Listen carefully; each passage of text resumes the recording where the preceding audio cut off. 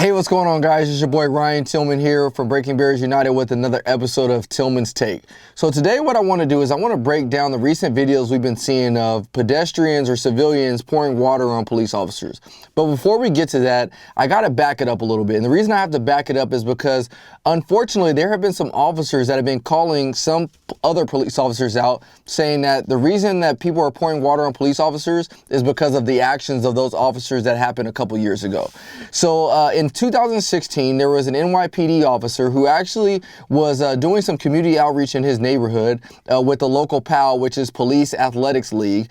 And what they did is they staged a water fight with the community and the law enforcement officers at the time.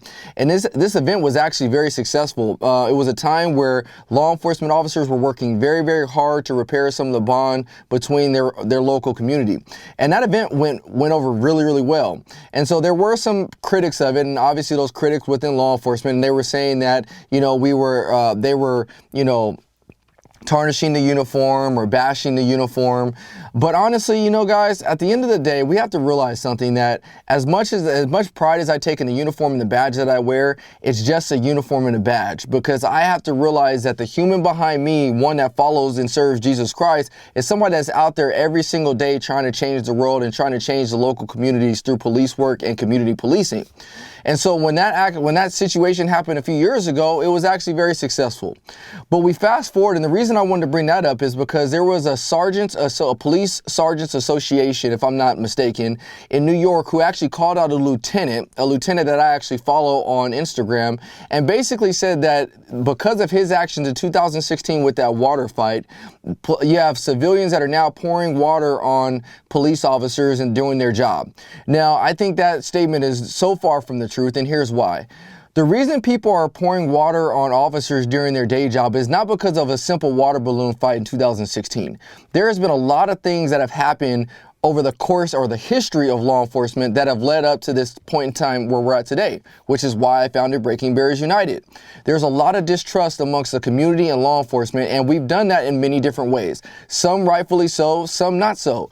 Some of the ways we've done that is we've gotten so caught up in, our day job and forgetting that we're humans behind the badge, that we forget to, to empathize a few times with the community and things like that.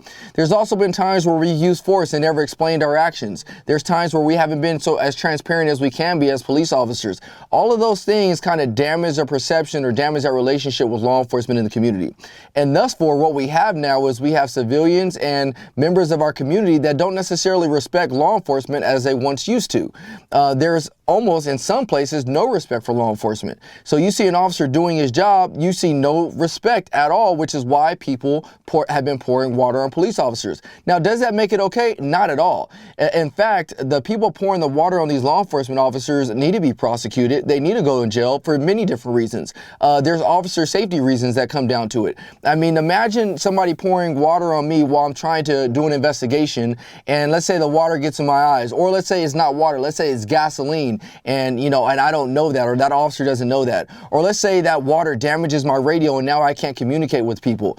There's certain things that put that officer's life in danger, which is why people should not be throwing water at officers if they're actually involved in a serious investigation.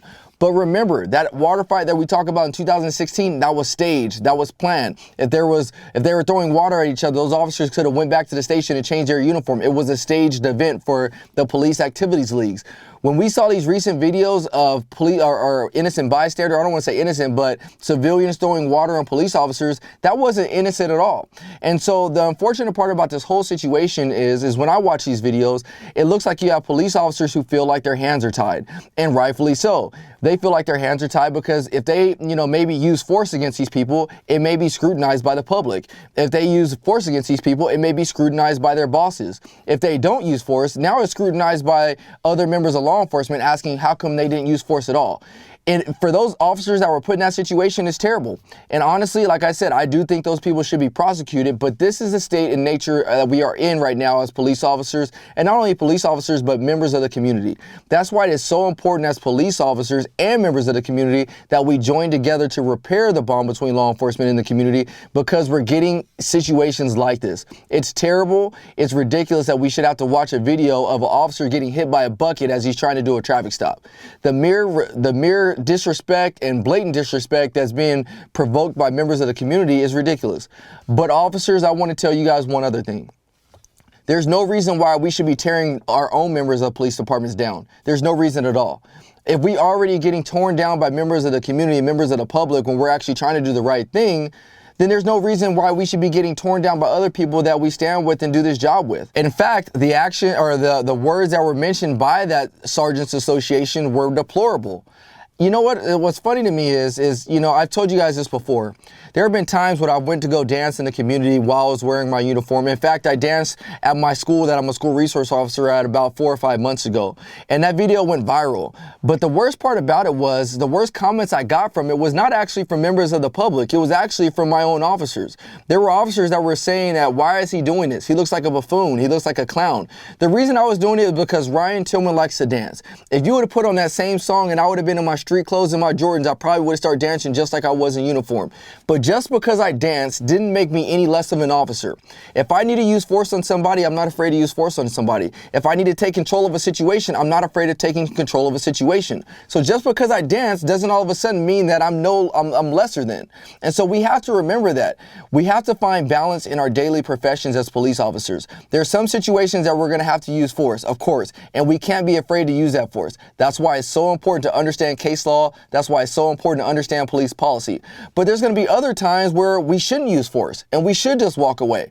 But when we start getting our hands tied because we may not be confident in situations or confident with what case law says or what policy doesn't say, that's when mistakes start to happen, and that's when videos like this happen. I feel bad for the officers because, again, that's a city that's going through a lot of turmoil right now with their officers in the community. But the only way we're going to fix this is we have to invest in programs like BBU and others out there that are doing humanizing the badge or back the badge, whatever it may be, or even some of the local communities that are going out and just doing stuff with their local police departments. We have to invest in those programs, because if we don't do this, the state of our communities, the state of our country is in jeopardy. I promise you. We cannot live in a society without police officers. The one thing I'm going to end on is this. I always tell people, because there's people that say, hey, we don't need police officers. You police officers act like animals or whatever it may be. The one thing you have to realize is that if somebody is actually breaking into your home in the middle of the night and they may be armed with a firearm or some other type of weapon, the first thing you're going to think about more times than not, I would say about 99.9% of the time, is to call 911. And you're going to hope that police officers show up and stop whatever that threat is. You got to realize, guys, we cannot live in a society without police officers, but that doesn't mean that we should embrace the officers that are doing bad things. That's why I exist, and that's why I'm here. So, guys, I hope this video makes sense. That's my breakdown about this water event. I mean, there's so many things that are going on right now, and I appreciate you guys reaching out to me, asking me what my opinion is. Remember, this is just my opinion. This is not the right way. This is the wrong way. This is just kind of how I view things. So, thanks again, guys. I hope you enjoyed this episode of Tillman's Take, and I'll see you guys on the next one. God bless.